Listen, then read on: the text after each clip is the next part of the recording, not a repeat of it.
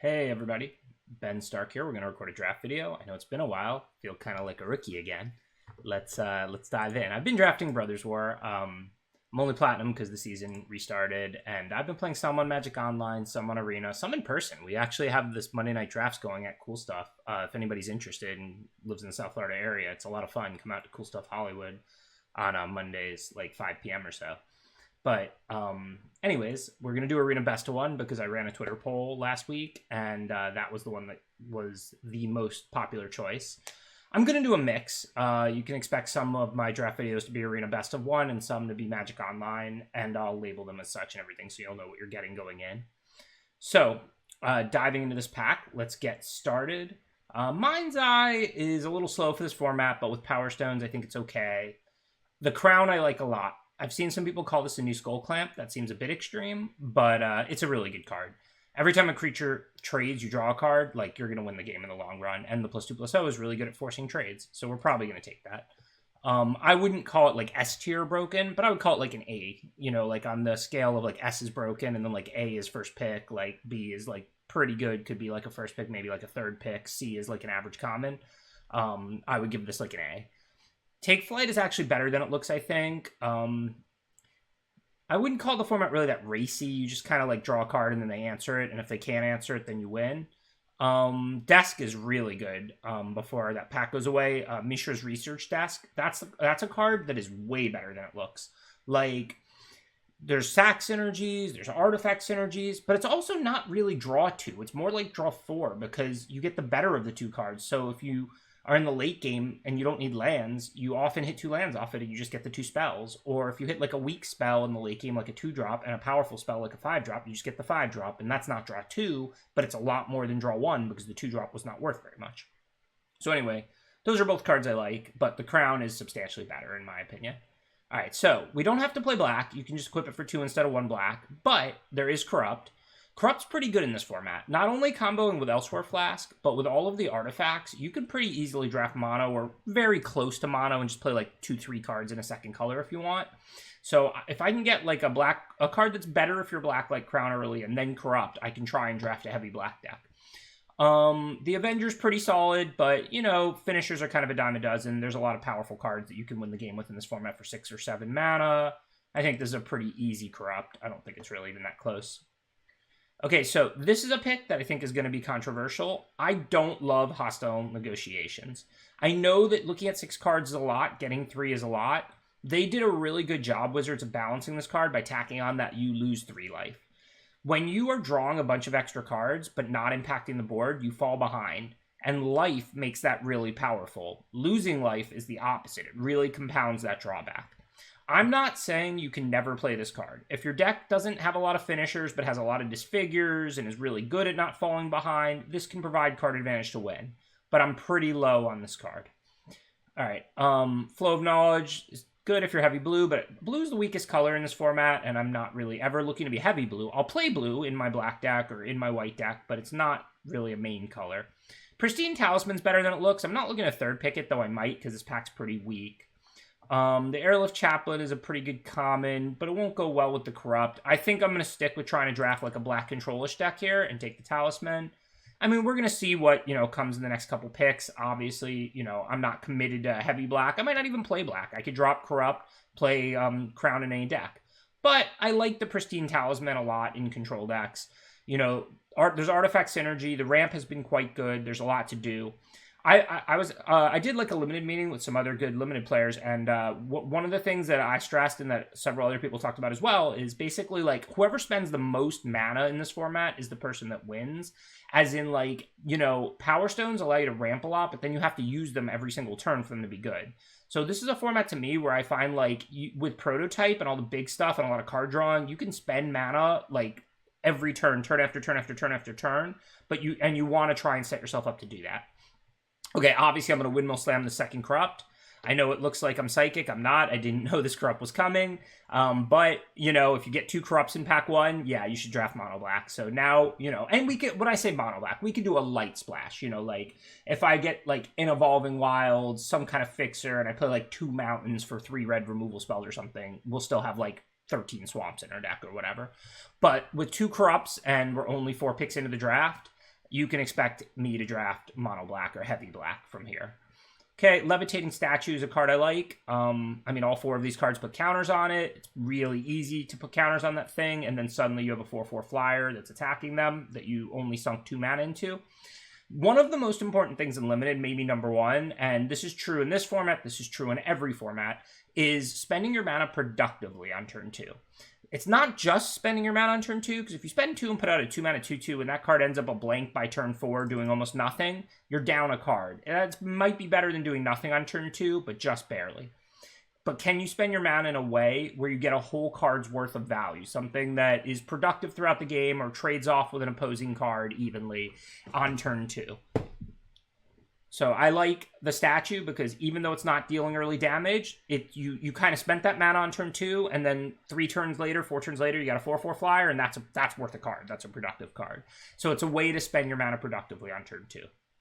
All right, here we got a pick between Steel Exemplar and Power Stone Fracture. I like Power Stone Fracture a lot. There's a lot of creatures that are productive to sack. There's Unearth, there's Power Stones. This card is overperformed and overperformed. I'm not even sure if it's better or worse than the 5-mana Exile Removal spell. Steel Exemplar is excellent in a monocolor deck. It's a 5-mana 6/6 trample, and I hope to pick that up. Maybe I can table it. Probably not because it's already picked 6, but it's not good in a lot of decks. Only if you can... As a 4/4, it's bad. As a 6/6, it's good. That said, I don't want to pass on a good removal like Power Stone Fracture. And like I said, win cons are kind of like a dime a dozen in this format. I'm not saying you don't want them. Like I was talking about earlier, you want to spend your mana and spend your mana. But there's a lot of ways to do that. And I'm more interested in good removal like Power Stone Fracture. So this pack doesn't have anything exciting. Even though it's equipped black, this card is just bad, I think, unless you're like super, super aggro, Dredging Claws. But Clay Revenant we can make work. It synergizes well with the Crown, well with the Fracture, and it's only pack 1, so we'll find some more ways to synergize with that. Stasis Coffin is not playable. This is some kind of weird combo card for Constructed. Never put this in a limited deck. And you know I don't say that often. I'm not like an absolute type person. I'm like a let's find how to use everything type of a person, but this card is not a card that should go in your draft deck. Not that I want any of these cards. I mean, Stone Retrieval Unit's pretty bad. Maybe if we're going to be like mono black with a ton of artifacts, which does seem to be the case, but it doesn't help me cast Corrupt, which is a 6-drop, so I don't think I can play that. I don't know. I'll just take this Gear Drake. It's not actually as bad as it looks, because again, you can cast it off Power Stones. Kind of like a rough guideline in this format is if an artifact costs like 5 or 6, take 1 off the casting cost. If an artifact costs like 7 or 8, take 2 off the casting cost, assuming you make Power Stones well. And if you want to make Power Stones well, you probably can, right? You just have to put in the work during the draft portion. Okay, again, there's no cards here really for mono black. Supply drops like okay in red-black sack, which we could still largely end up, but probably won't. If we go on a light splash into the black deck, maybe we want Take Flight or Gaia's Gift. I don't know. Or no, Shootdown's actually probably better, like as good removal for a deck like this. I'm not planning to use any of those cards, but I could see myself playing that. Okay, if we go with a light blue splash, I'm probably going to like this Archaeologist. We already have a lot of powerful spells to hit. I mean, it hits like virtually every card. We have 1 creature so far. And to be clear, I do need some creatures, but I'm not concerned about having a high creature count. I'm not like going to be like, playing pump spells in this deck. It's obviously going to be like a controlling deck. So, of course I need to pick up some creatures, but I don't need a lot or anything like that. All right, of these blue cards, all of which are playable, if we go as a splash in a black artifact deck, it's going to be the Mightstone's Animation. This card is another card that's substantially better than it looks. If you slap it on a Power Stone that was already in play, it can attack that turn. So this card often functions pretty close to 4-mana 4/4 haste draw card. That's a pretty good Magic card. Shoot down in case we go with the green splash. All right, so at this point at the end of pack 1, I've got good black. I mean, the Crown, I know I don't have a ton of really black cards, but like 2 Corrupted Power Stone Fracture is great removal. Like, we're going to play black. I'm probably not going to play any of these. I guess the Dig Site, it could be good in monocolor decks, but not with 2 Corrupt. I'm just going to want Swamps. But yeah, so we have pretty good black. Obviously, we're not committed to any other color. We're just trying to play heavy black. And look, like I said, heavy, not mono. Like, if I get a few cards, like here, it already looks like we'll probably end up doing a blue splash. The Archaeologist, the Savant, and the Animation are all pretty good cards to toss into a black control deck. So, as of right now, like, there's a good chance we'll play black-blue. But I'm definitely not committed to blue, and I definitely am committed to black.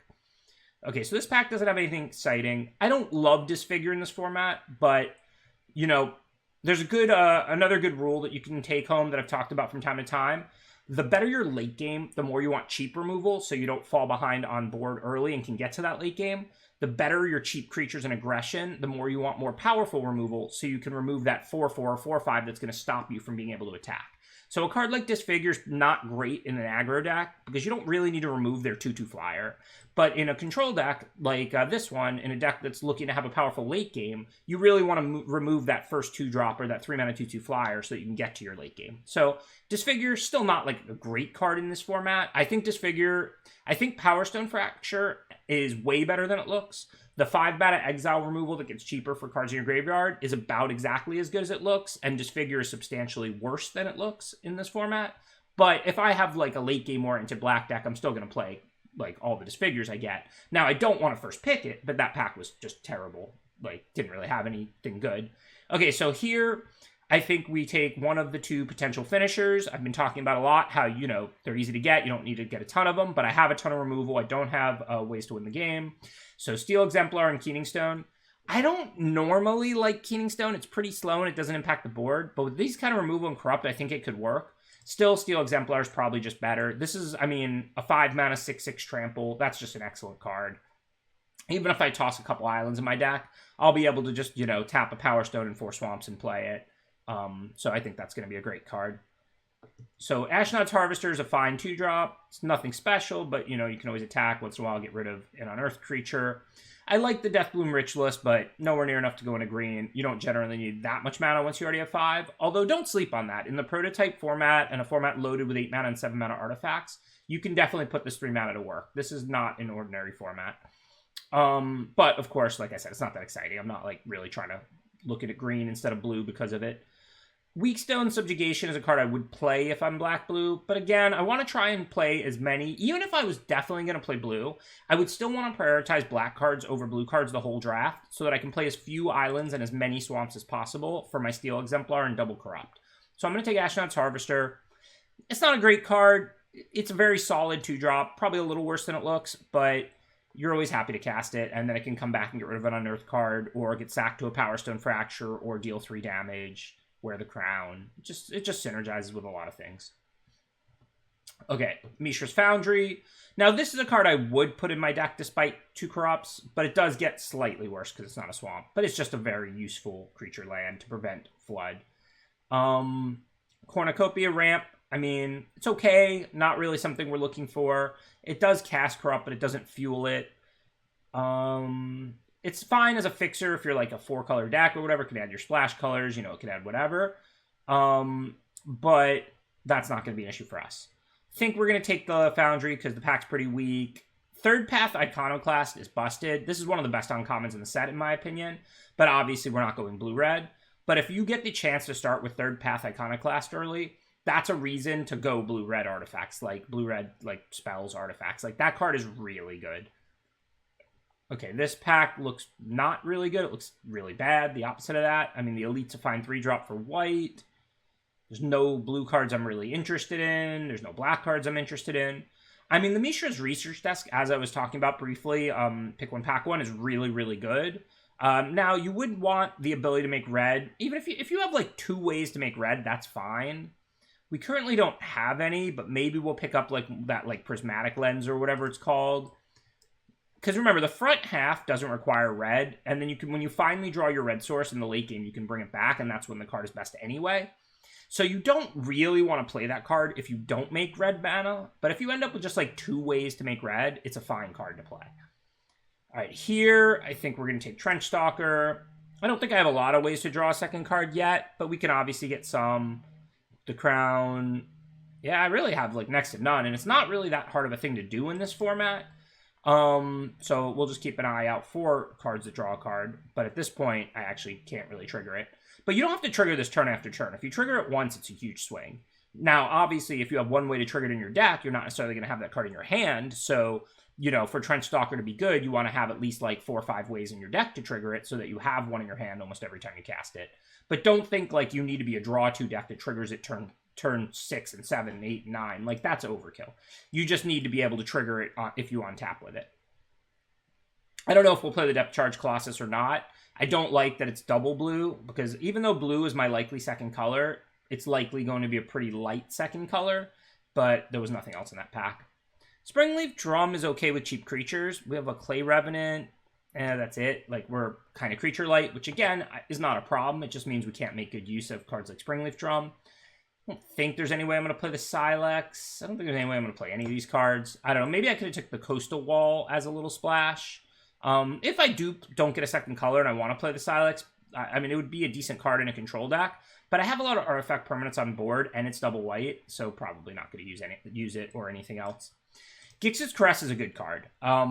We've seen Coercion look at target opponent's hand for 3 mana, take a non-land, make them discard it, be unplayable in every format forever. Even when they've given it stuff like, you know, they lose a life, you mill a card, it's generally unplayable. But imagine if a card was 3 mana, look at the opponent's hand, take a card, search your deck for a land, and put it into play tapped.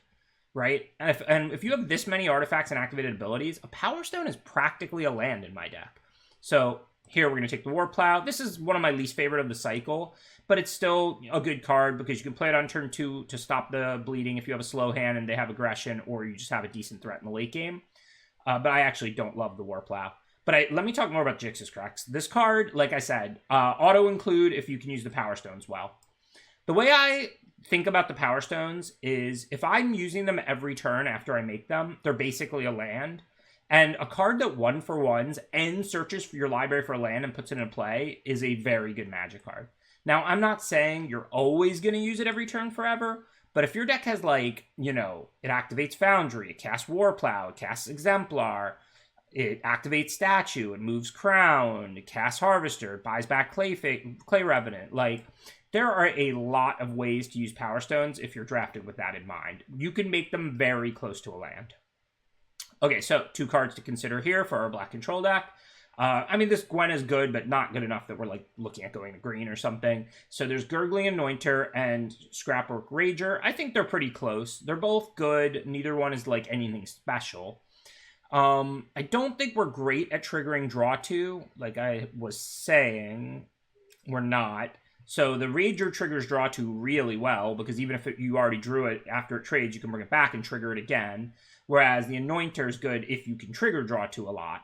So given we have a Trench Stalker and no other way to draw a second card for a turn other than, like, Crown, I think we take the Rager here. If we can table the Anointer, it'll probably be good for us. But I want to lock up the way to draw a second card, not take another card that benefits from drawing 2.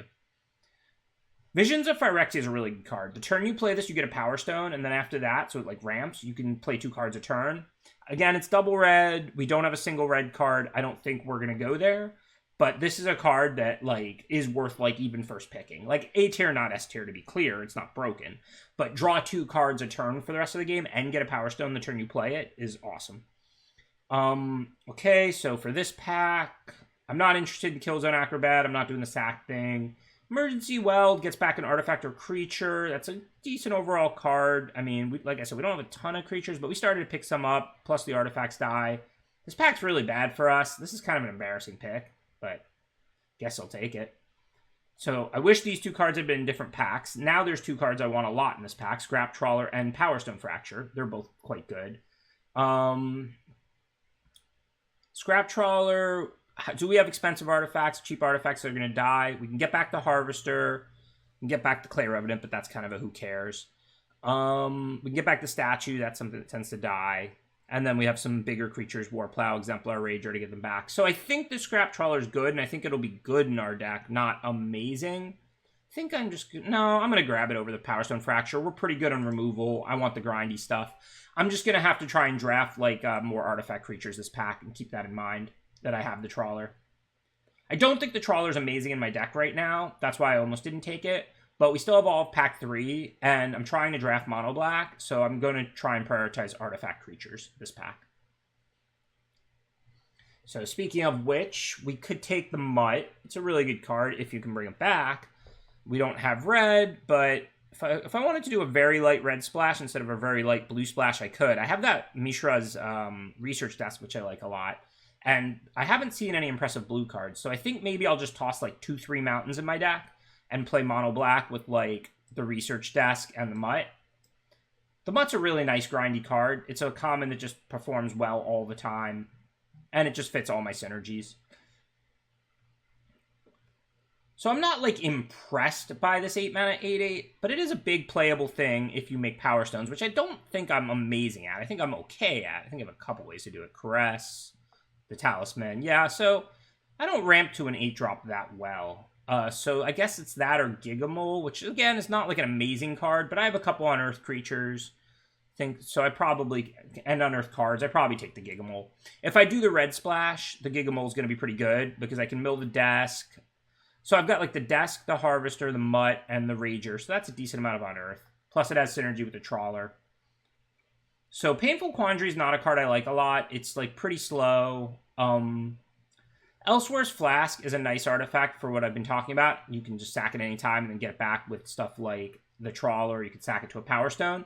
That said, I have plenty to spend my mana on and not that much Power Stone making. And like I said, I like Jix's Crest a lot. So I'm going to grab the second one of those for another Power Stone to cast all these artifacts. And remember, it's not just about casting expensive artifacts. If you're drawing extra cards pretty frequently and you're recurring things and stuff like that, then you just get to keep spending your mana. So this pack doesn't really offer us much. Again, Springleaf Drum's okay if you have cheap creatures, which I started to pick some up of, and it could provide a red source. I don't think I'm going to play it, but it's the most likely of the cards in this pack, I would say. Well, there's another Steel Exemplar. That's a Windmill Slam here. I like Battlefield Butcher too. It's a fine blocker and it drains for 2 as a win con, but I like a 6/6 trample for 5 more. And we're basically going to commit a very heavy to mono black. Like I think I'm going to play like 2 mountains probably, just to have a way to get back Mutt and Desk.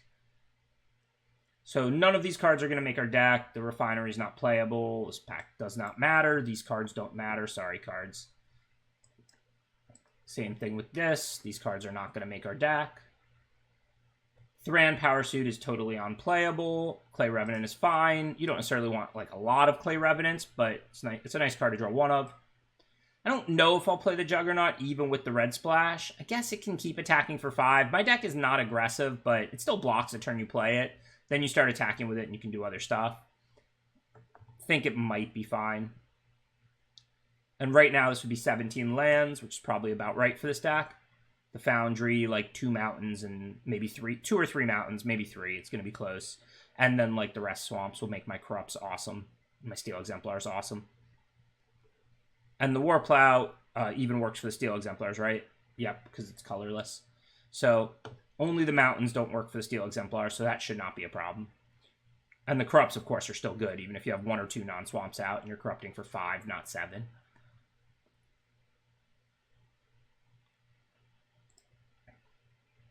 Okay, so I think this is a 17-land deck. We don't really have 2 mana cards that draw a card. I do play 16 in this format a decent amount of the time. I guess we could dig for a land with the Desk, the Mutt, and then for 3, the Caresses kind of ramp us in the Talisman. Yeah, maybe. It's actually pretty close. But, I mean, we can spend our mana well. I mean, our 17th land is already a creature land. And then we have, what, 6-drop, 6-drop, 6-drop, 5-drop, 5-drop, a decent amount of Unearth. Yeah, I think we're going to go 17 land. So, like I said, I want to be careful with the mountains. I don't have a single red card. It's just for Unearth. And I have not only double Corrupt, but double Steel Exemplar. I'm not sure if it's 2 or 3. It's probably 3, but I'm worried about my Steel Exemplars. So it's really close, I think. I would definitely not play 4 mountains here, and I would definitely not play 1. It's gonna be 2 or 3, but it feels really close to me. What are my red stuff to bring back? How late game oriented are they? Desk, that's really good in the late game. You're not really looking to bring that back on turn 4 or 5. Like, you can, but that's not ideal. Mutt, yeah, same deal. I mean, Mutt you can bring back whenever you have an extra land to discard, and that's usually in the late game. Same thing with Jugs. Yeah. Do I have a single free red source? Like, I have that Springleaf Drum. Maybe I can play that now that I have 2 Clay Revenants, and then I can keep it on 2 mountains. I think if I do that, I probably have to go to 16 lands, since that just blatantly makes mana. Let's see. So I can tap the Revenants, and that's good. The Harvester's okay. The Weld gives me a 1/1 to tap. That's not that bad. Tap the Mutt. I don't really have a lot of creatures I'm going to be tapping. Yeah, I don't know. Like I said, I don't hate that card in, like, some ramp decks, but, like, when you have a lot of 1s and 2s and I just don't think that's what we need to be doing. It does add a mana of any color, so it's a red source to bring back the unearthed stuff, and it's a black source for the steel exemplar. I don't know. This last, I need to cut one land, basically. Like, well, now I need to cut, like, I need to cut one land and one spell. I don't know. I won't be too greedy. 3 is not a lot, and we do want to draw 1, and you don't usually draw 2 of 3. I think 13-3-1 is probably correct, and 17 lands is probably correct. And then what's the weakest card? We could cut the Tower Worker, but it does ramp towards even the Corrupts, so I like that. Colorless towards turn 4 Exemplars. Kind of turn 4 Exemplar kind of makes me want to cut the Mountain again. But I mean, I do have 14 lands that all fuel it. So, okay, let's see. What are our weakest cards? We could cut a Clay Revenant. We'll check the synergies with those. We could cut Weld, but we probably don't want to do that. It's a nice card to have one of. Cards like this have heavy diminishing returns, because the first copy, if it's in your hand, you'll trade something good off and get it back. But once you draw multiple copies of this, sometimes it messes up your curve, and they're just not that effective. So let's see. Cuttables are like a Revenant, maybe the Weld, but probably not. Tower Worker's not really a great card. Gigamole's not, I mean, it's cuttable. It's fine. Juggernaut, and then maybe I go back to 2 Mountains. That could be nice. I'm not really an aggro deck. How many ways do I have to get the Juggernaut, like, for free or for value? I can do it with the Gigamole. I can, like, discard it to the Mutt. Yeah, that's not much. I think I'm just going to cut the Juggernaut and go back to 2 Mountains and be greedy, because I want to play Exemplar, like, turn 4 after, like, Pristine Talisman or Tower Worker as a 6/6 trample.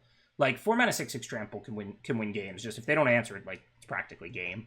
So I think I like this. I mean, maybe I'm not supposed to splash the red at all for that reason, but 2 is not a lot.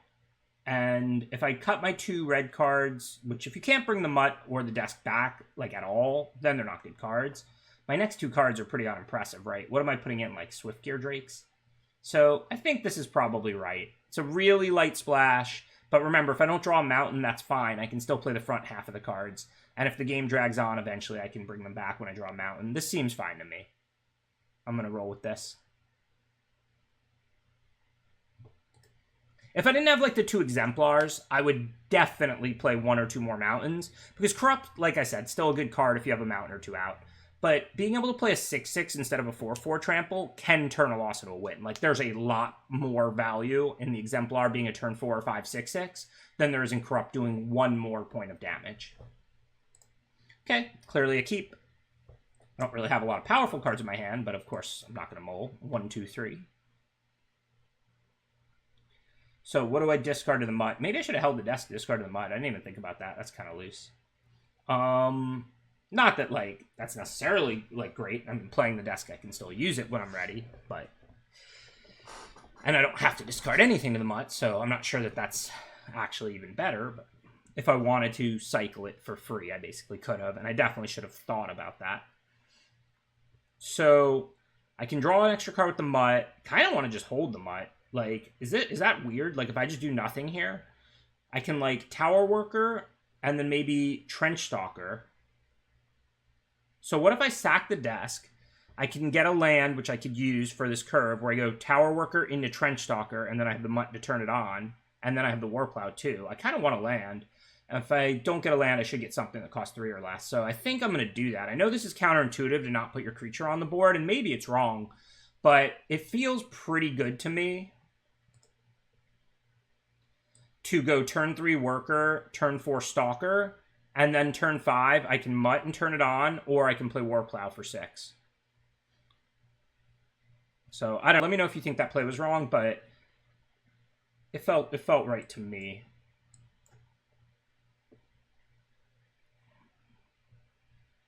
Now I have the Clay Remnant to discard to the Mutt too, so that's a lot more value. So I like that. Not that I knew I was going to draw Clay Revenant. Okay, sticking with the plan for now. So, I mean, if they can't block it, I'll probably just play the Warplow next turn since I already have land 6. If they can, but they have to, like, double block it with 2 real creatures to kill it, like the Opportunist and whatever they play, then I'll probably do the Mutt so that, you know, I get the huge swing.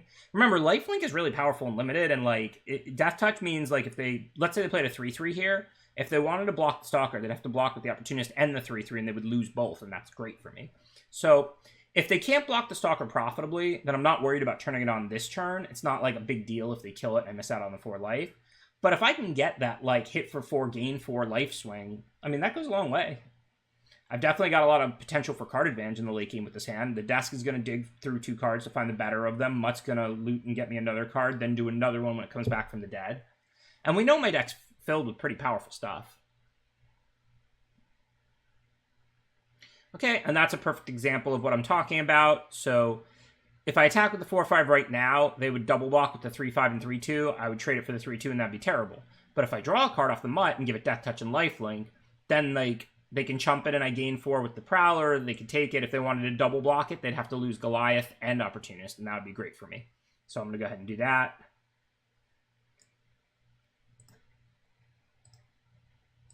Discard the Clay Revenant, of course, and then I can just buy it back.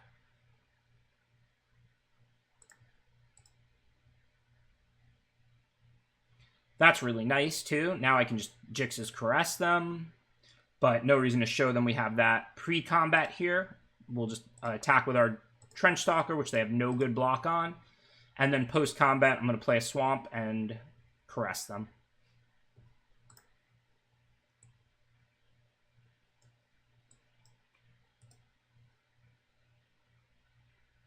So we're looking to take anything powerful. We don't care at all if they mill 3 and get a 2-2 or 1-1 in a land.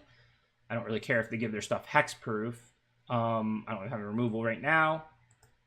Easy take on the removal spell. I know that couldn't kill the Trench Stalker with the creatures they have in play right now, but it could allow them to trade Opportunist for Warplow. They could just draw something bigger later. I'm not scared of them giving their creatures hexproof. I don't have any removal in my hand. They have, and, like, Corrupts can go to the face. And their creatures are going to have to trade off stopping my Trench Stalker and Warplow anyway.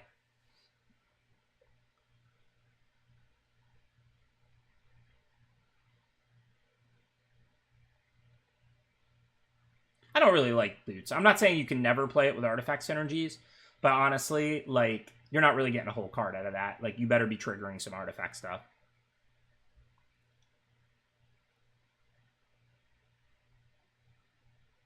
So I don't have another way to draw a card because the desk technically doesn't do that. So we'll probably just slap down the Warplow here. And then after that, we can desk and see what we find. If we can trigger the Stalker. I mean, the Warplow has Death Touch too, so it has a decent attack. But it's just going to trade with a Prowler and an Opportunist. I could send in the Mutt just to be able to bring it back, discard a land, and turn on the Trench Stalker later.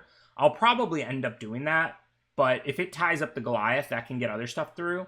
So I think we want to wait until we're sending other things too.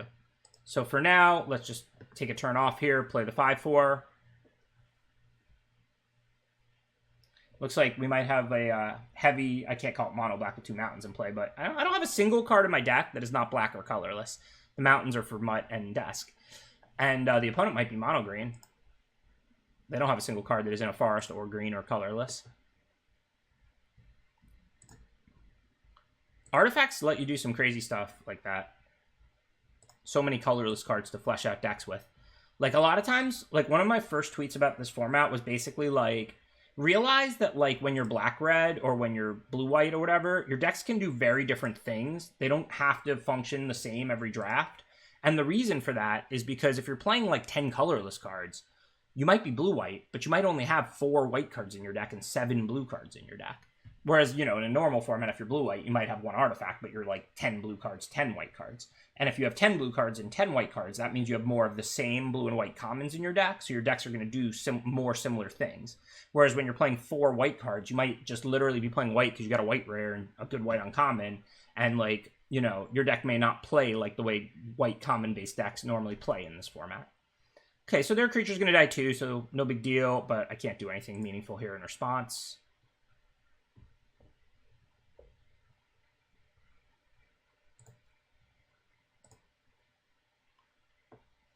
So I'm not opposed to caressing them now as opposed to later, but I don't think this card is necessarily going to be anything good. I mean, they could cast it. So first let's desk and see what we get.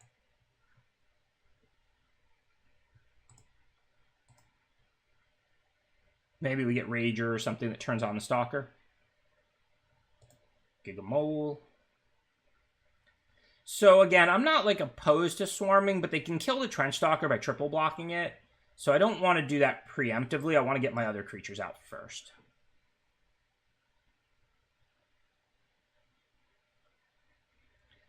Do I want that in my hand? Or do I want my Gigamole to be a 3/4? I think I want this in my hand, right? That's a whole extra card. It's cool to bring unearthed creatures back from the dead, but it's cooler to draw a whole extra card more, right?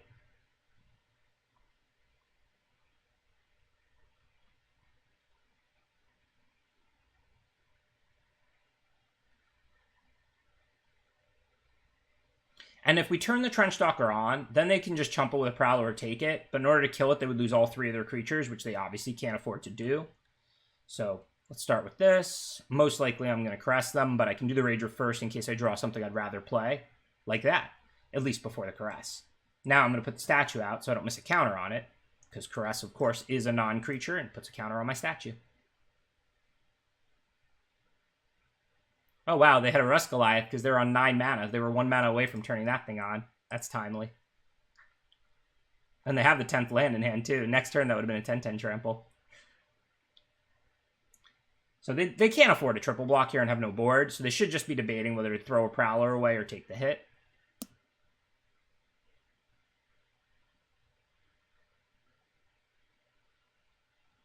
That's a nice draw for them. Gives them a bunch of life back. Okay, so that puts a counter on my statue, turns into a 3/3, but it's still not big enough to attack into the Goliath. I was planning to just swarm them, figuring like they can eat a Gigamole or something, but then they'll take a ton of damage, and if they trade with like the Mutt and the Rager, they can come back and turn on the Stalker. All of that got a lot less exciting, because now they have the 6/5 to trade for the Stalker. I still do want those to die. I have 2 Power Stone Fractures. Should I wait on those or should I attack? Haven't drawn either of those yet. 16 cards left in my library, so I'm pretty likely to see those. So maybe I should just be a little patient for now. I am, I guess, gaining a life a turn. The Talisman can grow. And I have 1 Corrupt because I milled 1. I have 2 Power Stone Fractures. So that's at least 3 good removal spells that if I draw, I think open this up. And again, it's a 16-card deck. I also have my 2 6/6 tramples, which, you know, if I put that out, I can start attacking immediately. So, while I hate to sit around when I have more resources than the opponent, I have a 15-card deck, and I'm waiting on like 5 or 6 cards. 2 Steel Exemplars, 2 Power Stone Fractures, a Corrupt. I should have probably bought back the Clay Revenant. I just forgot to do that. I'll do it now. It's not doing anything for me in the yard. I don't know if I'm going to cast it or hold it, but definitely not doing anything for me in the graveyard.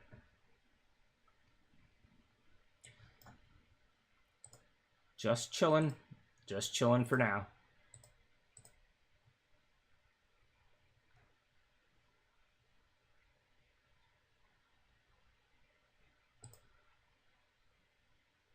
I don't like letting them potentially stabilize here, but again, I'm waiting on a lot of very good draws. Like this. It's a 6/6.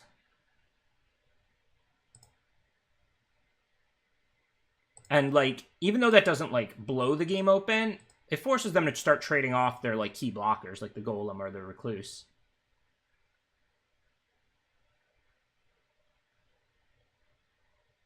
And again, if I get a Power Stone Fracture, remember, I'm not sacking a Power Stone, I'm sacking the Mutt, and then I can bring the Mutt back, discard the Mountain, draw a second card. So, like, I'm triggering the Stalker, getting a counter on the statue, which makes it a 4/4, so they can block it with the Goliath, but it wouldn't kill it, and they don't have, well, they can trade for the Recluse, but they have no good block on the statue that owns it, so then I can attack with the statue too. Okay, so this is interesting. So, if I really wanted to, I could disfigure my own Mutt, but I probably don't want to do that. I think I just attack with the 6/6. If they put the Recluse or the Golem on it, I can disfigure, and then my Exemplar lives.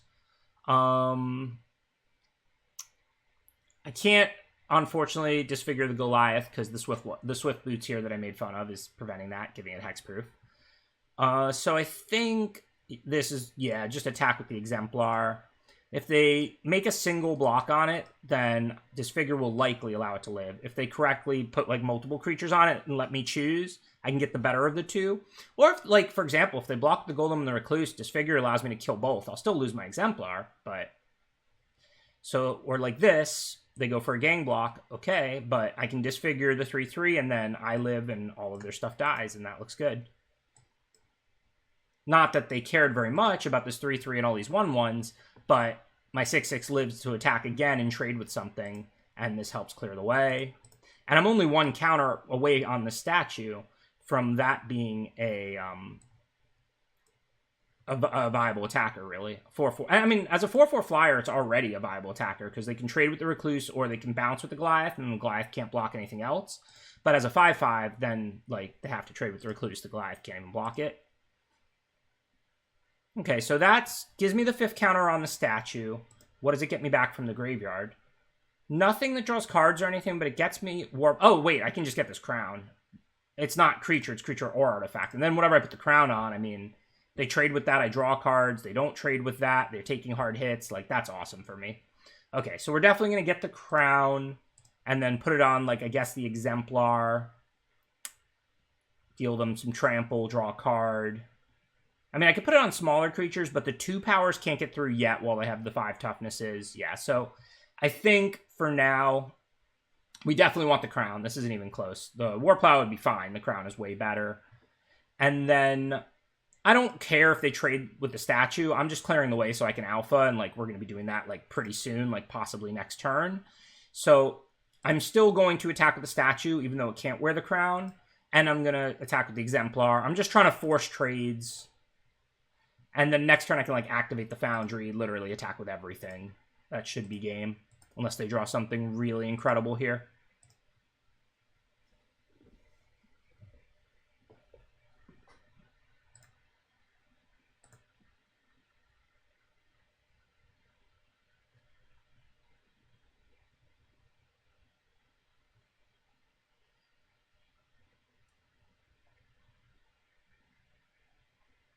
Why is my opponent's name Haha Potatoes? Potatoes are great. Why are you hating on potatoes?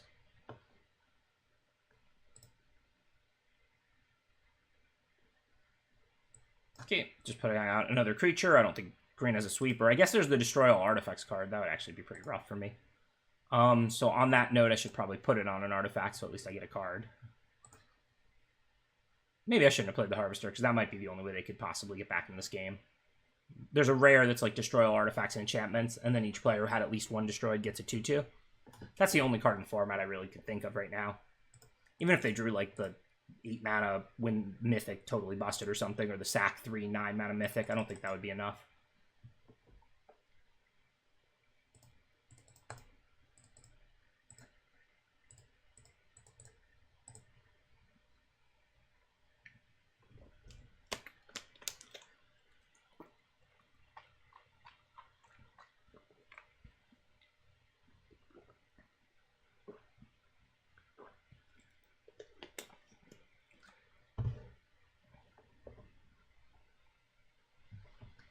Okay, another fine hand. I mean, it's not like it's super incredible, but I'm not going to mull. I have turn 1 Revenant, and I mean, I can always play the Warplow as a 1/1 Death Touch if they're curving out. Now, of course, we'll play Harvester turn 2, and then we'll make that decision later.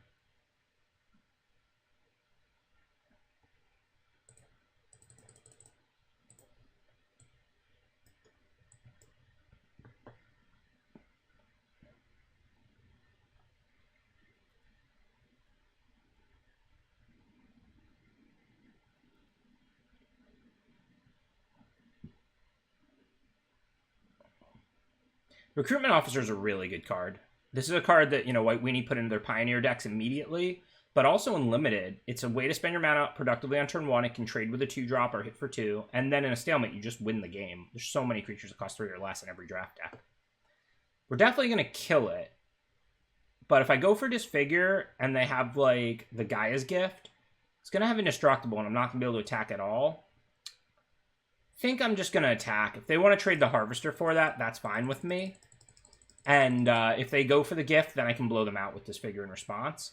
If I knew... So this is a complicated scenario. If I knew they had nothing in hand, I wouldn't give them the opportunity to trade with the Harvester. I would Disfigure it, and I would just attack for 4, right? But the risk of them gifting and giving it hexproof and indestructible in response means I'm scared to go for the Disfigure, because then I have no attack, and their creature lives. And this thing living is a lot more powerful than this thing living, right? So I think it was right to make the conservative play there, but maybe not. Who knows? So that's another target for Disfigure. They keep leaving their 2-mana open. It feels like they have Gaia's Gift in hand, right? Now, obviously, I'm a lot less concerned. I mean, I can Disfigure it now. They can gift it. They'll just have a 1/1 counter. But let's see. Am I going to be able to leave Disfigure up? No. Next turn, I'm going to cast Gigamole. So I might as well go for it, I think. It's not that bad to trade Disfigure for gift. But also, like, if I had a 3-drop and not a 4-drop, I would probably not Disfigure here end of turn. But because I'm going to tap out on my next turn, I can't play the cat and mouse game of leaving mana up every turn to try and get a little more value, because I want to cast my 4-drop here on turn 4, of course.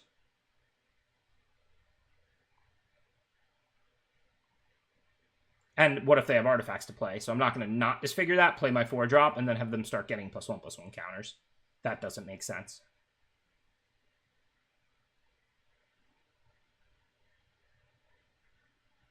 Nice. The Crown is always a good draw. Slap that on the Revenant. Attack with both. I guess they could still have the gift, but I think they would have probably saved the Ocean Descendant, so I think it's unlikely they have that in their hand. Oh, maybe not. They just, like, snap blocked, so there's the gift that they kept representing.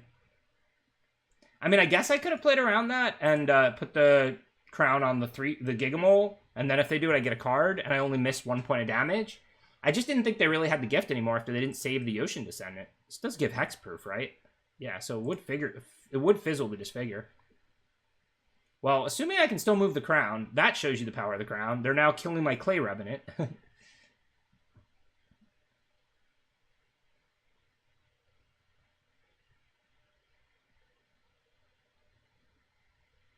So, this gets sacked, not exiled at end of turn, right? No, exiled at the beginning of the next end step. So, you don't draw a card from the Crown then, right? It's not dying, it's getting exiled. Okay, so that's way less impressive. I'll still end up putting it on it to hit for an extra 2 points of damage, but we should caress them here.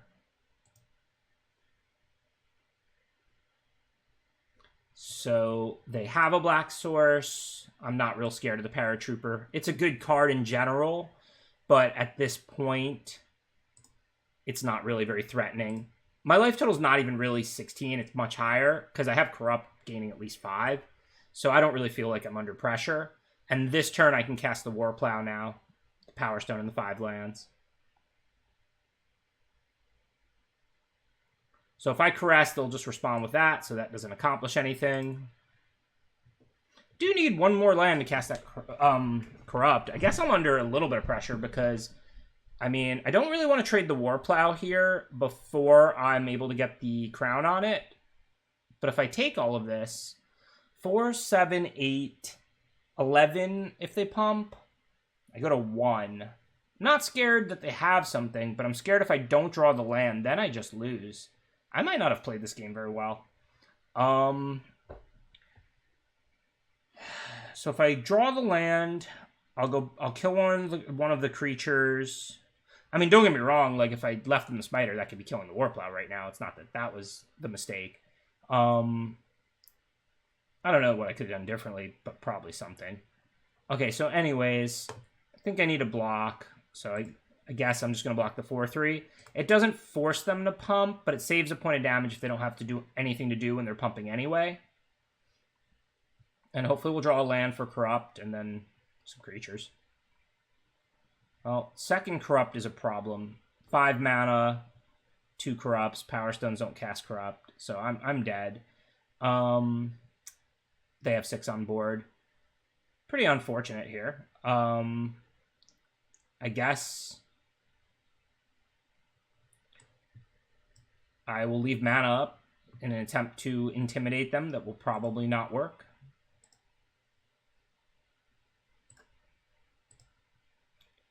Pretty sure I don't get a card here when the Harvester leaves end of turn, but this seems worth doing. I'm still leaving up plenty of mana to represent something that I don't have.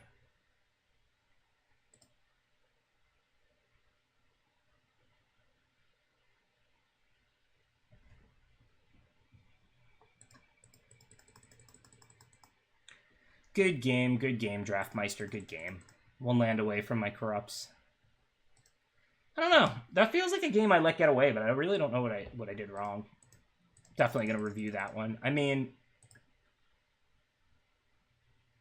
I definitely don't mind killing the Yoshi Descendant with the Disfigure. Pressing, I mean, the 1/2 flyer was good. I mean, the Spider, I think, would have been even better. It would have killed the 5/4 Warplow.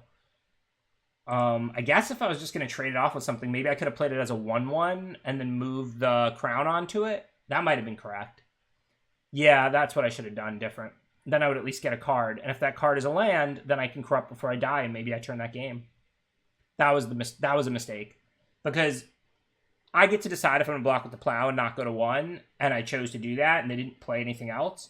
So if I'm going to block with the Plow anyway, I should just play it as a 1/1 so that I have mana to move the Crown onto it, and then I trade it for the same creature and I draw a card. And then, you know, that card is maybe a removal I can play, maybe a land for Corrupt. Maybe I can turn that game around. That was bad. And, you know, look, I mean, you can say, like, well, the opponent doesn't have to trade, you know, like a 1/1 isn't scary like a 5/4, but I was the one under pressure, and I had a Corrupt in hand already. I think I drew the second after that, but I had one in hand, and I had the Crown. So, I mean, with Corrupt in hand and a Crown in play, I win the long game, most likely. So, yeah, I should have done that. That was a mistake. I should have played the Plow as a 1/1 and put the Crown on it instead of playing it as a 5/4.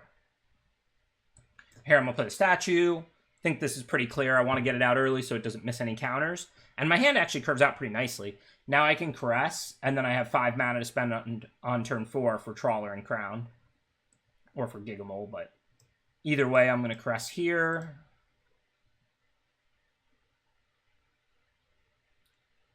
Okay, so it looks like a nice red-white aggro. They're on 2 lands. The Welcome is pretty scary in general, but they don't have a single follow-up to it. Am I just crazy greedy if I take the Star? I mean, they don't have land 3. This card costs 5. This card costs 4. This isn't even a soldier. This is. So this thing's pretty expensive. Is it just completely crazy that I want to take Chromatic Star when they have a really good uncommon, a really good rare? I mean, if they stall on lands, that's good for me. I have plenty to do. I'm going for it. Greed is good, right? Hopefully they'll brick. Oh, come on. I saw your hand. You're not allowed to just top a land immediately. It's not like I expect them to finish the game with 2 lands. Just miss for a turn or 2.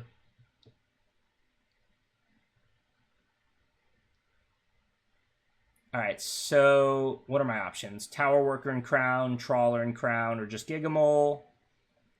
Gigamole as a 2/3 would trade with the Harvester. Well, stop the frontliner from attacking 2. The Tower Worker as a 1/3 could do that too. It stops the frontliner from attacking. I don't really want to trade it for the Harvester, although maybe I would. Would prefer to use 5 mana than 4. And once the Crown is out, I can move it around with the Power Stone potentially. I think this is probably Tower Worker and Crown. That uses all my mana, and it doesn't risk the Trawler, like, trading and not getting anything back yet. Not that I know how an artifact's really going to the yard, because, I mean, I can get one in the yard maybe with Gigamole, but then they could just remove it with Harvester.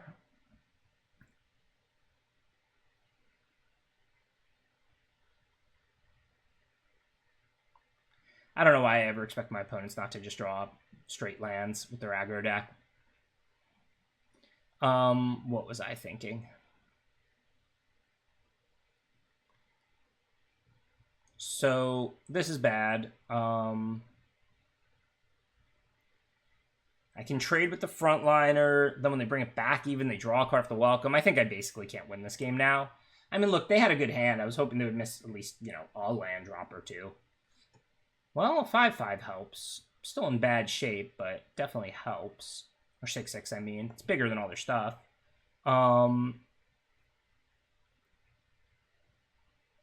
I move all in on it? If they don't draw a land, but they play this thing and give +2/+0 to something, the 6/6, well, I guess I don't need to put the crown on it, so I can have the 1/3 up too. So that seems safe enough.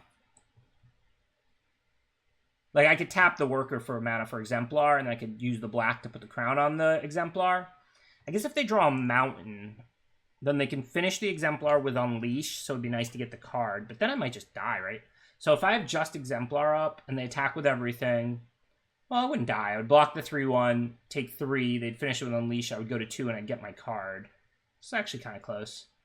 I'm going to go with the blocker, but not because I'm roping, but I'm not 100% sure on whether I'm supposed to have the worker on tapped or have the crown on the Exemplar. Okay. Look, if I could Demonic Tutor every turn, I'd win too.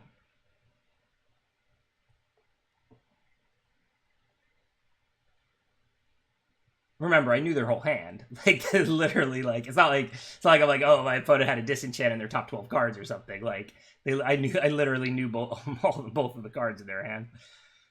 All right, so I can't take 7, so I have to block. They don't have black mana, so blocking the Harvester makes some sense.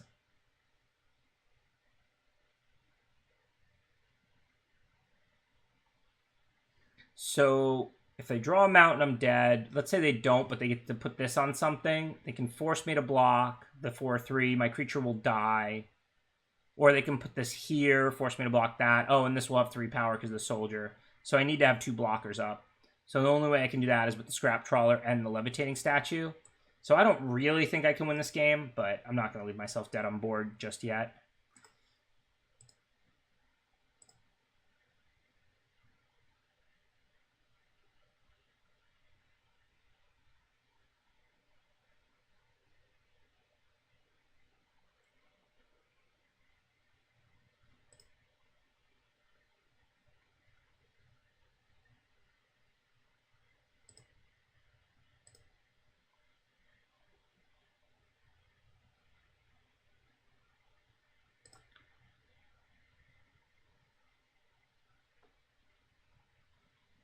If they attack with just the Vanguard, I can, like, double block it, right?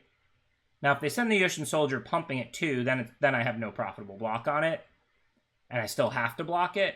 So if they had sent just the Vanguard, I would have double blocked. They would eat one, and the other would kill the Vanguard, and that would have been great for me. Now, all I can really do is kill the frontliner and chump block the Vanguard. I want the statue to die. That one costs mana to activate, and I can get it back when the trawler dies. So this feels like a pretty automatic block here.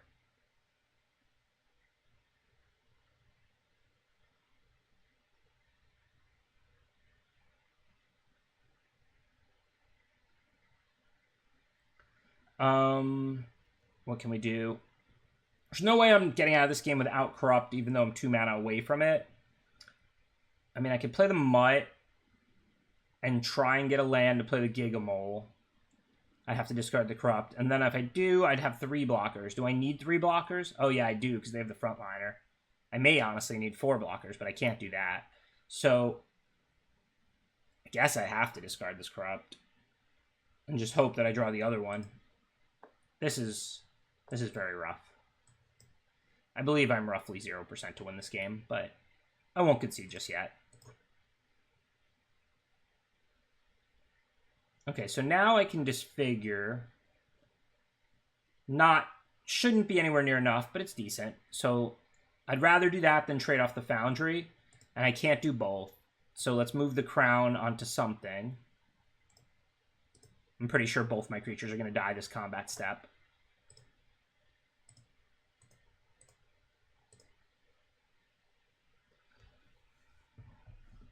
But it's possible I'm not just dead on board. I probably will die here, but maybe not. With the Disfigure in 2 blocks.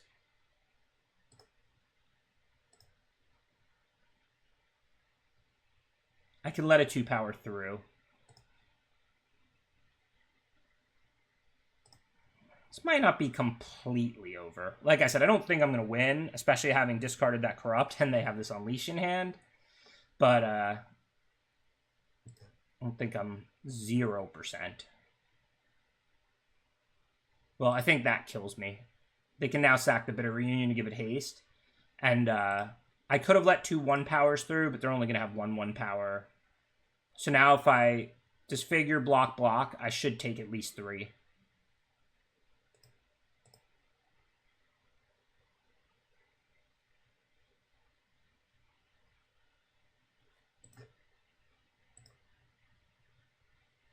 So I can stop 3 creatures, right? Which means the 2 smallest is 1 plus 3 is 4, and I'm at 3, so I am dead.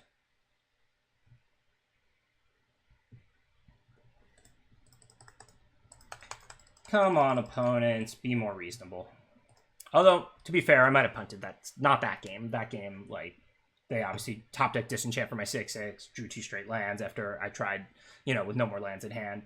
Maybe taking the star was greedy, but I don't think so. I actually think that was right still, because, I mean, not in retrospect, like if I knew what they were going to draw, obviously, but the thing is, no one of the cards in their hand were that important to that hand, and if they stall on lands a little bit, and like, remember, it's not like I'm saying like, oh, I need them to finish the game with 2 lands. If they just don't draw a land that one turn, they do like next to nothing, then like, let's say they draw land 3 and play the 3-mana enchantment that doesn't impact the board, then they don't draw land for like 1 turn, and they play like the equipment or something, but not the 4-drop.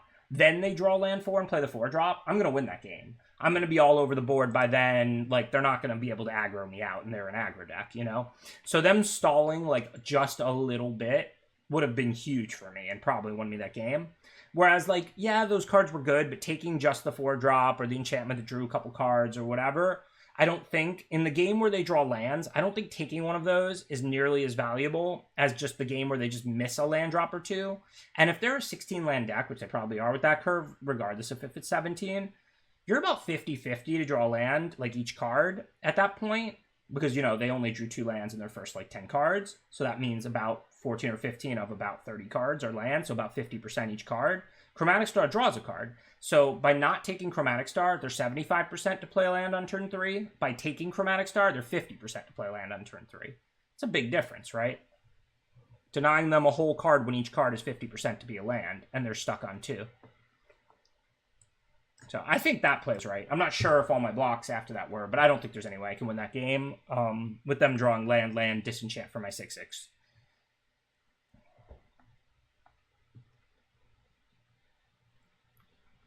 Okay, so do I want to play the Warplow? They're an aggro deck, so I do want to get the 1/1 Death Touch out, but I have the 1/2 to block, and then the Trench Stalker potentially on turn 4. I might want to play the desk and activate it like I did that game 1 to lock up a land so I can go Talisman and a Trench Stalker. And the Revenant's stopping the frontliner anyway, so I think I like that. And then we can get either a good cheap card or a land. Well, I kind of want to disfigure. I mean, this denies them the ability to play a 2-drop. Like, they're not really owning me if they don't play a 2-drop, right? I can then disfigure the Ocean Soldier. And it basically stymies their aggression. Or I can take the land, which I could use. I do have the Trench Stalker into the Warplow. This feels really hard. I wasn't expecting to see Disfigure and a land here. And Disfigure's a really interesting card. I mean, there is a target that I'm happy to hit. But mostly, if I knew they had no 2-drops in hand, I would definitely take the land. But even if they don't play the 2-drop because of Disfigure, that did a lot of good, preventing them from adding a 2-drop to the board. And then I still get the value of killing the Ocean thing. The 1/1 soldier. So, I don't know. This feels close. I'm going to take the Disfigure. Maybe I'm supposed to take the land. I'm not really sure. This feels really close. But white decks are pretty aggressive in this format. They're probably holding a 2-drop. And like I said, if they don't play it, it's still, like, not bad for me. I don't know what they're up to, but if they don't want me to disfigure anything because they want to bin that anyway, that's fine with me. And if they want to use a pump spell to kill my Clay Revenant, that's also fine with me. I guess their logic is this is doing something because they didn't want to add a 2-drop because of Disfigure, but works for me. I mean, we effectively trade Disfigure for the trick and the 1-drop there. I mean, they get the Revenant off the board, which, might help them attack a little bit, but, I mean, ultimately, those 2 cards are now dead, and Revenant comes back. I guess this comes back, but only once. The frontliner. So that wasn't great for my curve, obviously, but I don't have the land yet anyway. So now we can Talisman, and then we can play Trench Stalker after that. Looks like this opponent was not as fortunate as the last. They'll probably flash out the 1-2 here, but unless they're playing mono white, they're missing a color.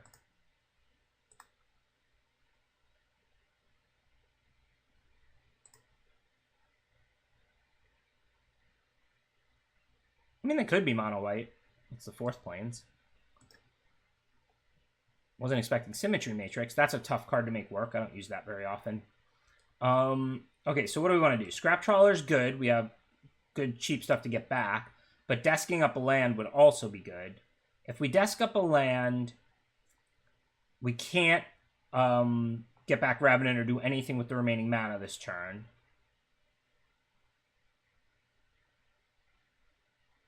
But I do want lands. But you never know if you're going to draw them anyway or not. Feels like just play Trawler, right? Like, I'm not really under pressure, especially since they played Matrix. Like, they're, like, threatening to draw cards, not threatening my life total. So I kind of want to conserve value and not, like, play defensively, right? Wow, speaking of value, look at this. Draw a card, get this back, play it, draw a card. Like, they're doing things. So if I attack, they're definitely not going to block, but then they can attack back. Now I'll just play the 1-1 Death Touch since it stops at 3-3.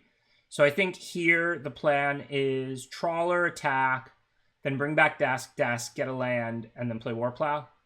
Obviously I could not get a land, but then I take 3. It's not the end of the world.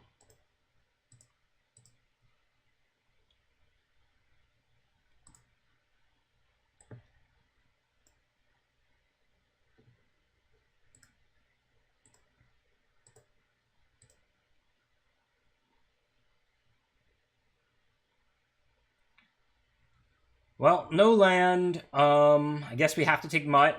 When we have a Mountain out, so Exemplar, even if we top deck land's only a 4-4, and we have a Clay Revenant to discard to the Mutt. So even though we can't play it this turn, that's still pretty good. I would have maybe rather had a land, but whatever. I have a Warplow and a Corrupt and a Trench Stalker to play when I do find lands, and I'm drawing 2 more cards now because a card off Mutt and a card for my draw step. They're drawing a lot of cards, too. I don't know if they're an aggro deck. I don't know what their deck's doing. I mean, I've never seen anybody actually make Symmetry Matrix work. It seems like they got a lot of creatures with the same power and toughness. I mean, look, if you have, 6 creatures with the same power and toughness, Symmetry Matrix is not playable. If you have 12, it's pretty good. So, I guess they managed to make it work.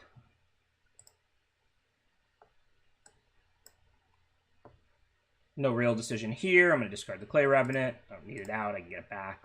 Whatever.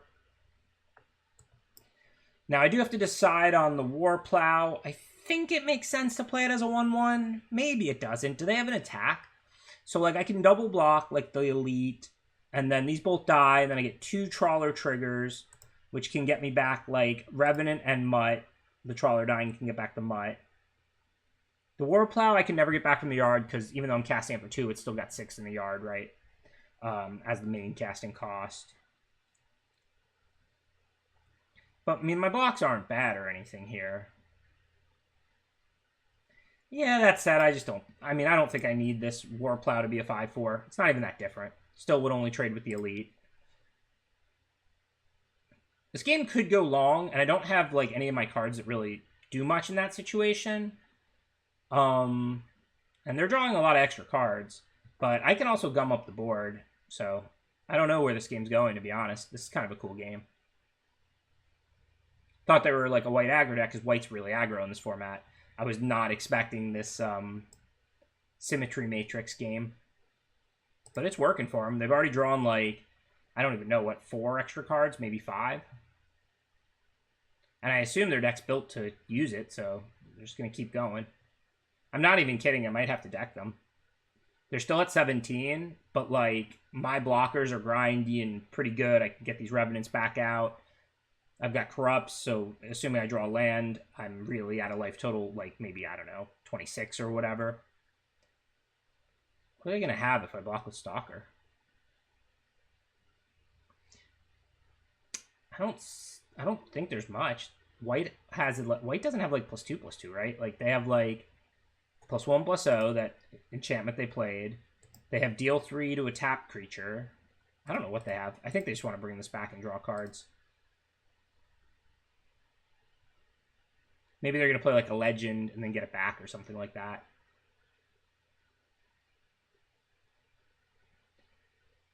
So I'm a little worried about getting swarmed. 4, 8, but most of their creatures are really small. I don't know if they have anything that pumps their team. I mean, I can corrupt for 4. I still have another one left. I mean, what do I really even corrupt? Just a Warlord's Elite? I don't think I need to do that. I think I'm just going to play Gigamole. Oh, that was good. I didn't want to draw three lands over the next 3 turns. I'm actually decking before them right now, but I assume they'll draw another card or two that they're not really playing for that yet this early in the game. I mean, look, I might kill them. I have a flyer or two. You know, if I can trigger the Stalker, I can attack with it. But I think decking is very real here. So I'm not even 100% playing that Gigamole was right, although I really doubt they're thinking about it with 17 cards left in each of our libraries. And, like, if I have to kill them, it's not impossible.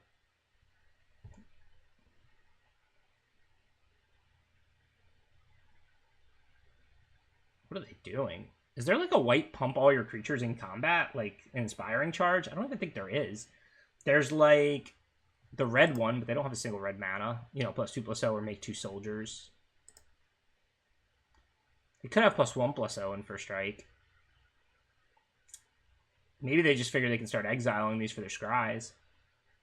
I don't know. I think I'm just gonna... They could have +1/+0, so I'm gonna probably just like block all the non-cohorts. Like I'll just take 1 hit for 4 and try and kill the other 3 creatures, I think.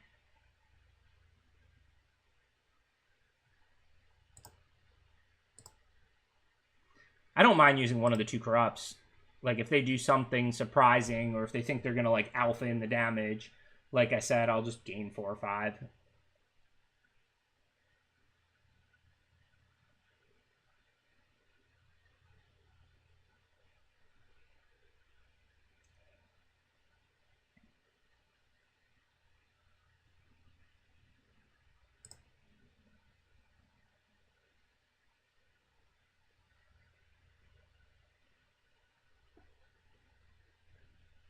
So that's not technically drawing a card, so I'm still decking first for now. So we do want to attack if we have profitable attacks. Let's say I kill their 4/4. The rest of their blockers kind of suck, right? So I can probably send like the 4/5. Like double block and kill it. I can also send like an artifact. If it trades, I can get something back. Although I don't really have anything to get back, right? Revenants are... They go back without any help.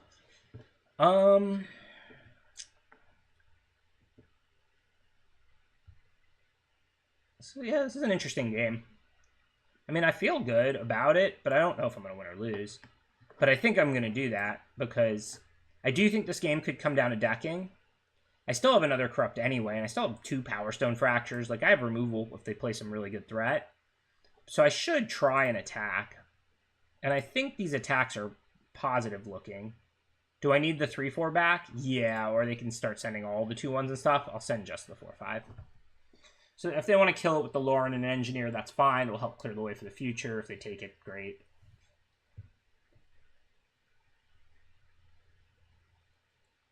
And as soon as they draw like 1 more card, which they're about to mill 3 now and draw a card, then they're decking way before me. And then I don't have to worry about drawing a card or something now. I'm not saying if they're going to deck or if I'm going to kill them. I just think, like, I don't know how they're going to kill me. Like, all they have is all this little grindy stuff. Maybe they have some great win condition. I don't know. But I can deal with most threats. They're already at 12 cards. 11 now.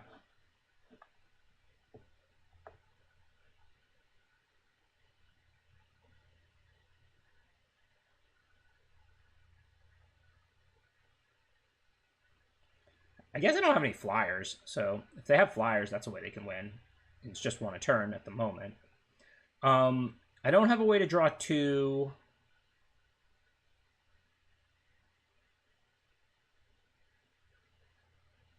Maybe I should have let them. Maybe I should have sent the 3/4 last turn, and then if they attack back, I get to trade the Mutt for the Engineer, and then I can bring it back to trigger the Stalker. I'm not sure about that.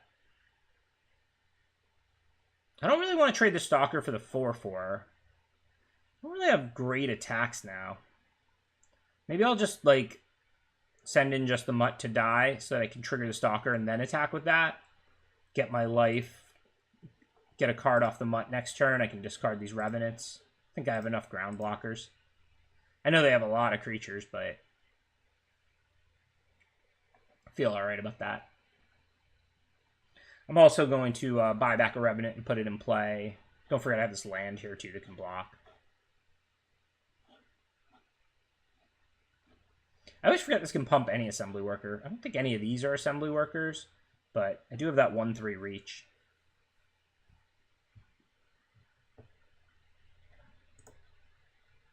So let's get one of these back and play it, and then I can still get the other one back end of turn.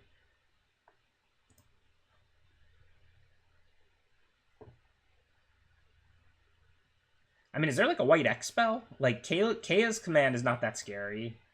Like, they are playing turbo deck themselves. Like I'm not saying they're not going to win, but they might. But they're now at 9 cards left in their deck.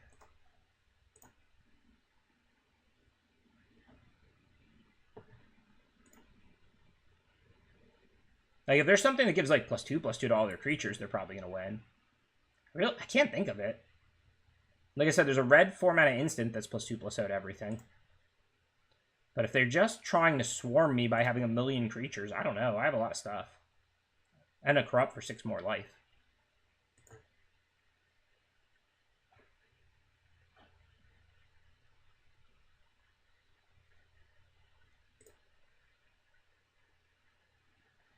Oh, looks like they are going to swarm.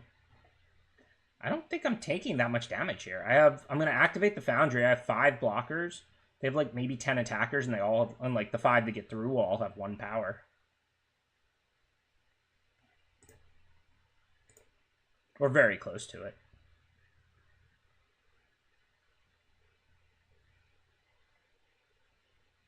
They could have another one of those +1/+0 in first strikes, but whatever. That's just going to beat me in one spot. Like in one exchange. No one exchange is that important here.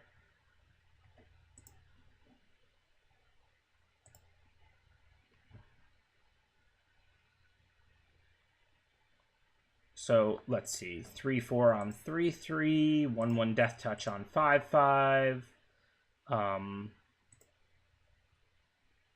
actually, I guess we can do 4/5 on 3/3 to play around the +1/+0, because I really want the 4/5 to live, because then I can bring the Mutt back at some point, or one of my other card drawers, like Rager or whatever, and then get 4 life. But 1/1 Death Touch on 5/5 is pretty automatic. 4/5 on 3/3.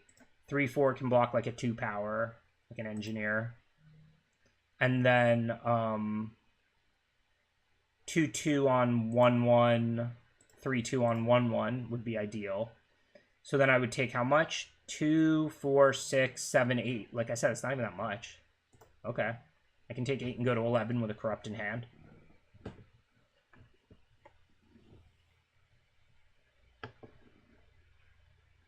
If they have that trick, like, it's decent for them, but they're only winning in one spot. Like they can kill my Scrap Trawler, or they can, like, have this 5/5 live.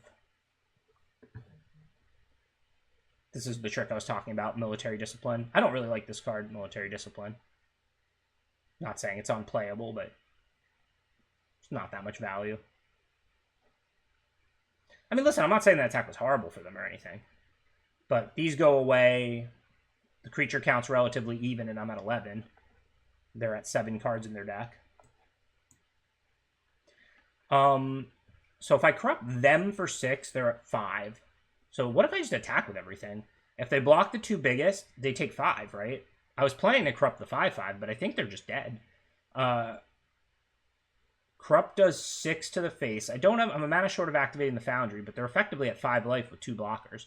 So if they block the 4/5 and the 3/4, they take 3, 5, 6, and they go to 5, and then they get corrupted for 6. I think we got them. Sneaky little victory here. I don't know. Even if I had to play defensive and deck them, again, I don't know what those last 7 cards in their deck and 3 in hand are, but I could have corrupted here to go back to 17 and remove their last, their 5/4. I'd be facing like a 1/1 flyer at 17 with them having 7 cards left in their deck. Not really sure how they were going to win this game. They drew like 10 extra cards, but then all they did was play 1/1s and 2/1s. Sorry, the sun's coming through my window. I don't have blinds yet. In the process of ordering them. It's all right. You're here for my perfectly in-depth analysis, not a beautiful view of my face anyway, right? All right, 2-2. I mean, I think this deck's good. Like, I know those games we lost. Look, it's best of 1. I might lose this game. I might win 3 or 4 in a row, but I feel like this deck has a lot of potential. I think I lost to some pretty good draws, and I probably did punt that one game. I'm not saying I would have definitely won, but not the Boros game where they top deck 2 straight lands and then disenchant. That game was not winnable. Even if like I knew they were going to top deck those lands and I took one of the better spells, I think I would have still lost. But the other game against the green-white creature deck, that was very winnable. And I think if I had played the Warplow as a 1/1 and traded it for the 4/3 and same life total and gotten a card, if that card was a land, it would have let me cast Corrupt. And then I had a second Corrupt. So I think I could have totally turned that game. So I think that game I may have punted. Okay, so here, do I even want to play the Mutt? I mean, I can discard a Swamp because I do have 2 ramp creatures, so yeah, that seems fine. I mean, it's better to have a Clay Revenant or discard in the late game when you have dead lands, but given I had land 3 already, and I can play a 3-mana ramp creature, I should be able to curve out okay. Like, if this isn't a land, it's a spell, I still get to go land, Worker, and then Talisman, and whatever.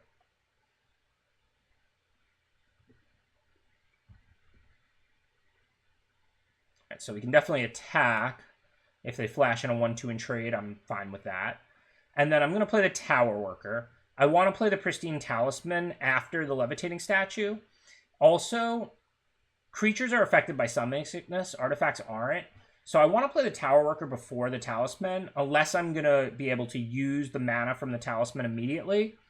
This way, I get more total mana like when I need it that way. Like, if I go Talisman here, the turn I play Worker, I can't tap the Worker for mana immediately. If I go Worker here, then like the turn I play the Talisman, I can potentially tap it for mana and use it immediately.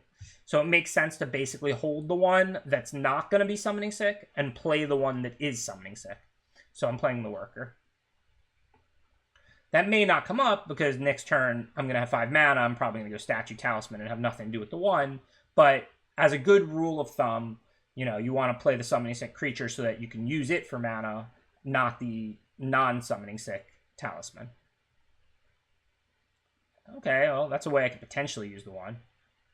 So, I guess, do I attack with the Mutt first? What can they do? Nothing really. I mean, they could do the blue command. I don't care if they eat a Mutt. I'm not sending the Worker because I'm gonna use all my mana. And I'm sending the Mutt because if they kill it, I'd be happy. And then here we just go like Levitating Statue, Talisman, Clay Revenant, I guess. Pretty happy to play the Clay Revenant because I can sack it to the Power Stone Fracture.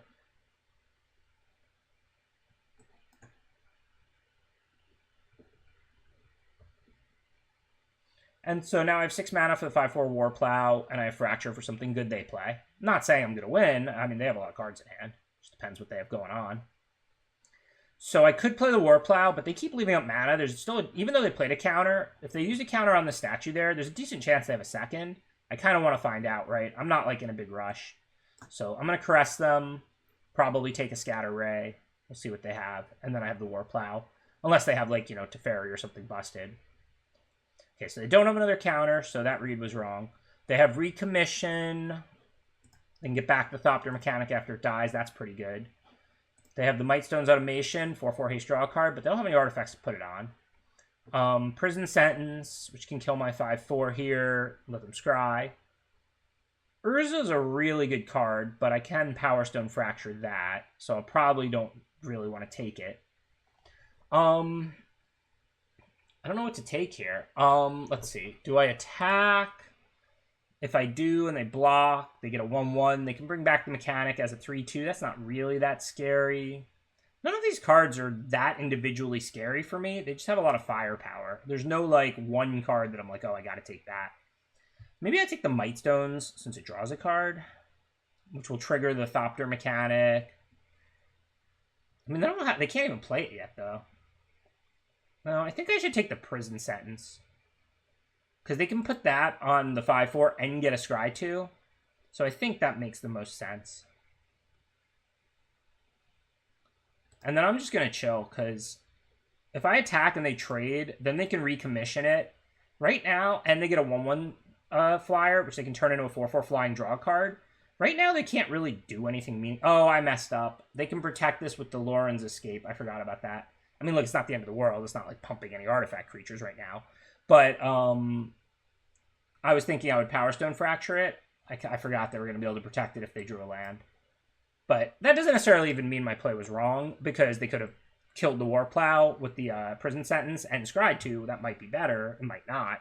But I did miss that. I'm not going to lie to you.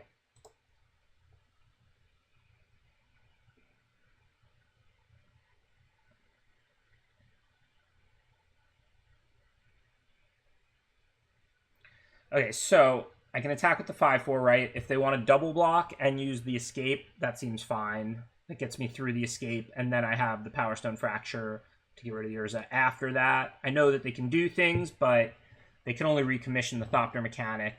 It's 3 or less, not the Urza. If they, like, chump, then they can make a copy, I guess, and they'll net a free 1/1 ground Artifact Soldier. But then they're not killing the Warplow, they're just chumping. If they double block, then I would kill both. They would use the Loren, but then they wouldn't have 6 mana to activate Urza. So yeah, I think we can attack with the 5/4. And then post-combat, I'll play Gigamole. I could play it first to see if I hit, like, on Earth Creature, but I don't think I'd even have enough mana to still play the Ravager this turn, and the Mutt's already in play. But so this seems okay for me.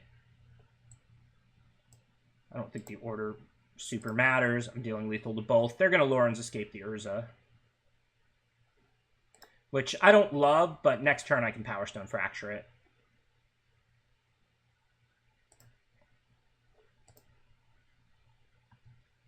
Sadly, it's not an instant, or I could have totally blown them out. Maybe the Exile is better after all, so that card's an instant. The 5 mana black Exile.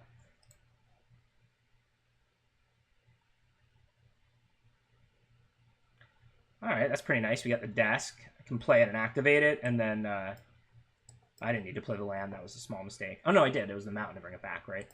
I don't know. I forgot I had the Tower Worker, but it's fine. Neither of those cards are super impressive. Do I want the Foundry or the Harvester? Probably the Harvester. Still, the Foundry is a better card because you get to play it in a land slot. But at this point, I'd rather have a 3/1 that can attack twice, look one more time after it dies, than a 2/2 that I have to pay mana to turn into a creature, right? It's pretty good value. I got a 4 mana 3/4 that basically, well, I can't call that draw 2, but draw the better of 2.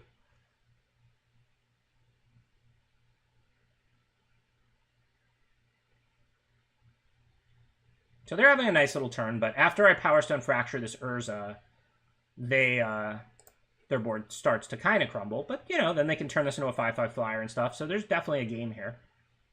Alright, so I have to choose whether to Corrupt or Power Stone Fracture the Urza.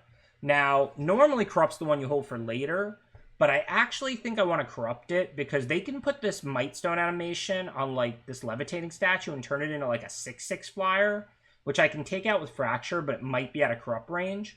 And I have 1, 2, 5, 7, 8 mana, so I can play Corrupt and Harvester. So I think that's the play. I think we Corrupt Urza. And then I can attack with the Mutt and the Gigamole. And then I can cast the Harvester off the Tower Worker and the Power Stone. And I still have the Fracture to deal with the Mightstone animation Levitating statue. And if they want to make any trades here, that's fine too. This is a 2/2, that's a 3/2. Happily let them trade those for these creatures. If they don't trade the mechanic now, it grows to a 4/3 when they cast the Mightstone. So, like, I'm not saying this play is right or wrong by them. They get a 1/1, another target potentially for the Might Stone if they want to turn on their Thopters instead of that, kind of spread their resources a little. But I'm just saying, like, this wasn't even a 3/2. Like, it's effectively a 4/3 in my mind because they're playing a card that draws a card this turn, and then they may have more after that. So, I mean, I'm pretty happy with that trade. The Mutt comes back from the dead to get rid of my next dead land or the Revenant. And the Revenant's about to go to the yard because I'm going to sack it to Power Stone Fracture. So this is starting to look okay. I mean, they could win this game if they drew really well, but if these two cards are lands, like, I'm going to win for sure. Okay, so that can turn into a 3/3. So they don't have great blocks right now. If I tap 2 for the Fracture on the 4/4 flyer, then 3 to buy back the Revenant because I'm sacking it. Then 2 for the Mutt. Then I can discard the Revenant. That looks good. I have enough mana to do all of that. Okay. And then I still have Disfigure up if I leave a Swamp, though that'll be kind of sus, kind of telegraphing it. What's the... but, I mean, that's just the best turn I can have, right? Use all my mana, draw the extra card. The Mutt is a profitable attack, because if they activate this to block, I can kill it with Disfigure. So, I think that all looks good.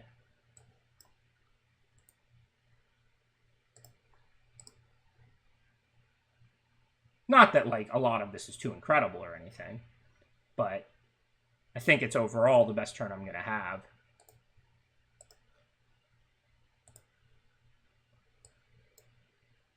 Getting back the Clay Revenant so I can discard it to the Mutt. This Revenant's doing work. Sack to a Power Stone Fracture, get bought back, discard to a Mutt in 1 turn.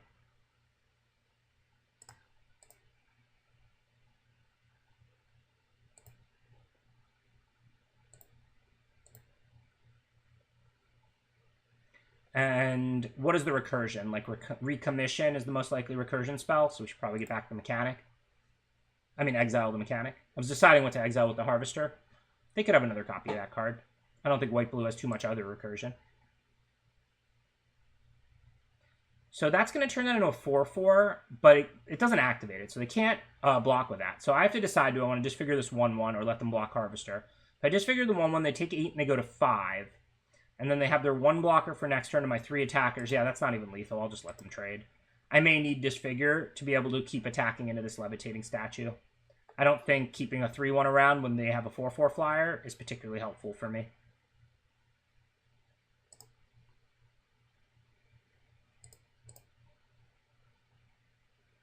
I guess it would have had the upside of putting them into Corrupt range, potentially. I mean, I used 1. I think I still have the other one, right? Yeah. So I do have 1 Corrupt left. So that would have been some upside in putting them to 5. I could also just Corrupt them for 8, potentially, if the game goes that long. But this seems better, because, like, assuming they don't have another trick, like, now I can, like, just attack into the 4/4 flyer, you know, with the Harvester and the Gigamole.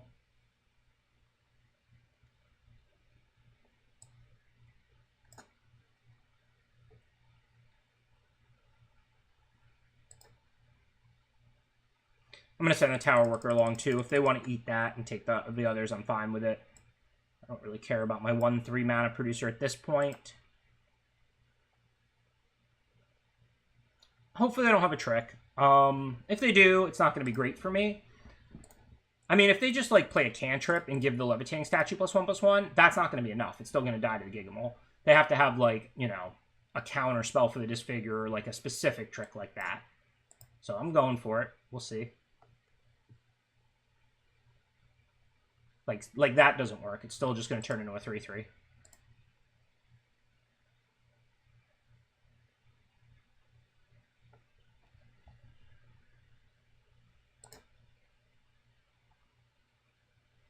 And we're on the offensive now. We don't need a second mountain. I'm going to get the Clay Revenant back and put it out. Like, you know, we don't know what they're going to do this turn. Maybe it'll just answer Gigamole and we'll get to poke them for 2 more. I know I'm not, like, a good aggro deck at all. My deck's just, like, kind of a grindy deck. So I don't know if I'm going to be able to kill them without the Corrupt. But I'm under no pressure, and I'm at 24 gaining a life a turn. So for now, I'm just going to do the best I can to keep attacking. And then if they stabilize, I've got that Corrupt to finish them off. Plus maybe some 6/6 tramples.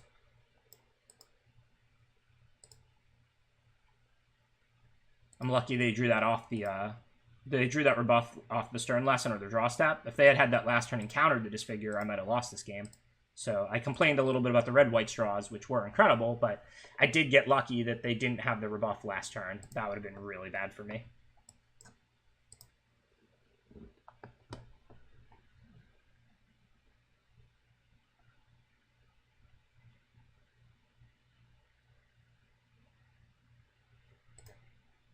So that's not too scary. They can attack and draw a card, but they better find a blocker or they're taking 5 and going to 1.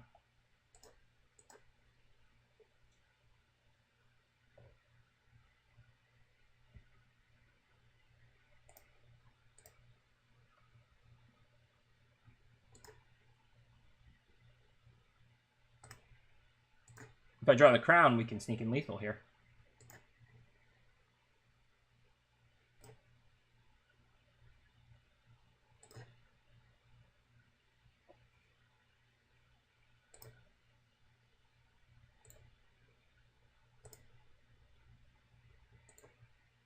No, that's not the crown, but it is a lethal attacker since they're going to 1. Not this turn, but, you know, now I have 4 threats they have to be able to block next turn. Should be game. I mean, there could be cards, I don't know. I don't really think there's much.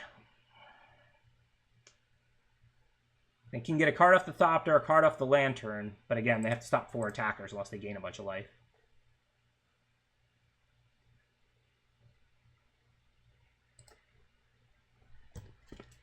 Cool.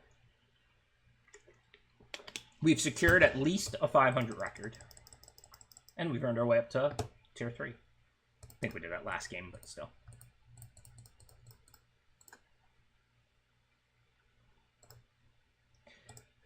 So we're 3-2.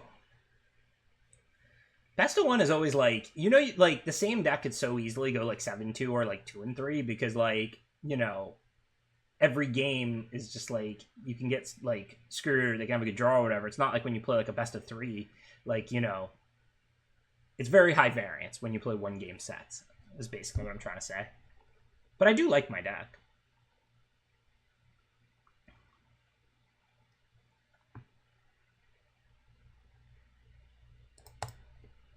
So this hand lacks power, but I shouldn't get run over, and then hopefully we'll draw into some of our good stuff. We've got like the Rager, the Giga Mole, 2 Steel Exemplars, the Crown, Levitating Statue right away would be a pretty decent draw. I know I only have the 1 Disfigure, but I have a lot of spells in my deck. A lot of things that can get going here. That's a good draw. Rager replaces itself. Maybe I should have only played 16 lands. I've been kind of a little bit flooded, but then I did also lose that game with 5 lands and 2 corrupts in hand, so Magic's tough. What's not tough? Sure, it has Unearth, but I'm still disfiguring a 4/3 at the moment. Ability on the stack.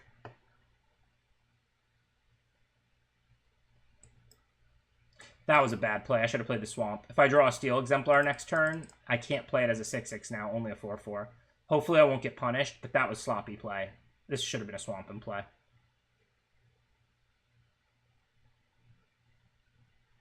Hey, look at that. I can't play it this turn anyway, but now next turn I can't play it. I hope I lose a really close game because of this play. That was so sloppy putting the Mountain out.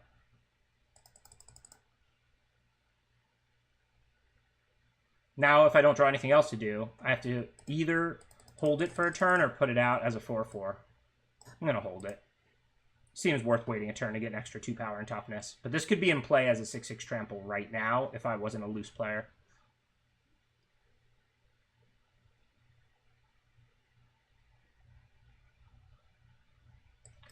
And now I'm super flooding.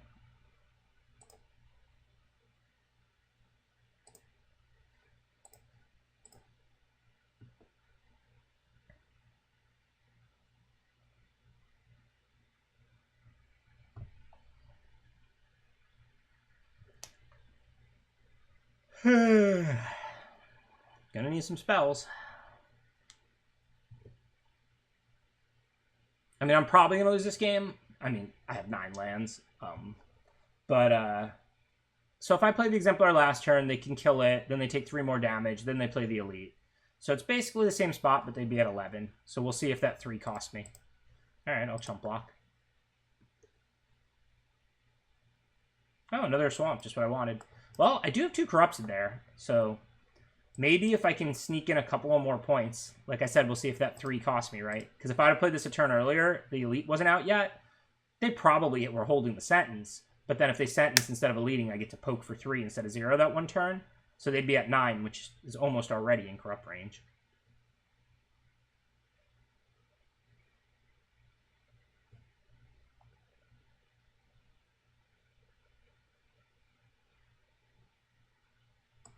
Okay, this is becoming, like, kind of ridiculous. 7, 8, 11. 6 lands left in my whole deck. Like, come on, deck.